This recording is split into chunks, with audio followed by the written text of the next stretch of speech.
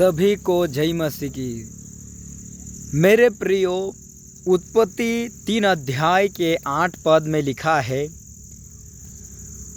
तब यहोवा परमेश्वर दिन के ठंडे समय आदम और हवा से मिलने के लिए वह आया करता था।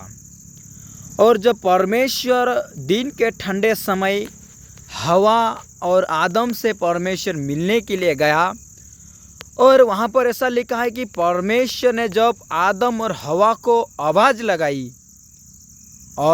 लगाई तो पता चलता है आदम हवा यहोवा परमेश्वर की आवाज़ को सुनकर डर गए और वृक्ष के बीच में यहोवा परमेश्वर से छिप गए। तो यहोवा परमेश्वर आगे आकर यह आदम को आवाज़ देता है कि आदम, तू कहाँ है? आदम कहता है कि मैं तेरी आवाज़ को सुनकर डर गया था क्योंकि मैं नंगा हूँ। परमेश्वर ने उससे पूछा कि तुझे किसने बोला कि तू नंगा है? क्या मैंने उस वृक्ष के फल को खाने के लिए तुझे मना किया था? क्या ना तूने खाया?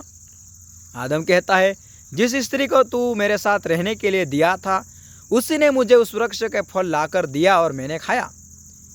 परमेश्वर ने स्त्री से पूछा, हवा से पूछा, तूने ये क्या किया? हवा ने बोला कि सांप ने मुझे बहलाया, फुसलाया, झूठ बोला और मैंने खा लिया।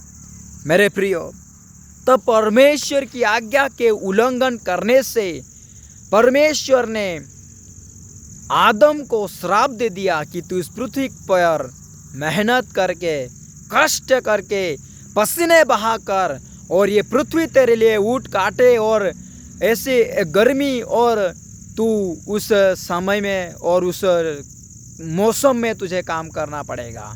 तब परमेश्वर ने आदम को ये भारी श्राप दे दिया कि तू खेती में काम करेगा, ज़मीन पे काम करेगा, अन्न उपजा कर तू अपना पेट भरेगा।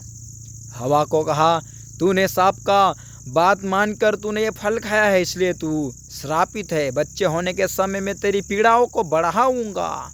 तू जन्म देते समय तुझे पीड़ा उठानी होगी। सांप को श्राप दिया, तू पेट के बल चलेगा और इस जमीन के धूल को चाट कर तू पेट भरेगा।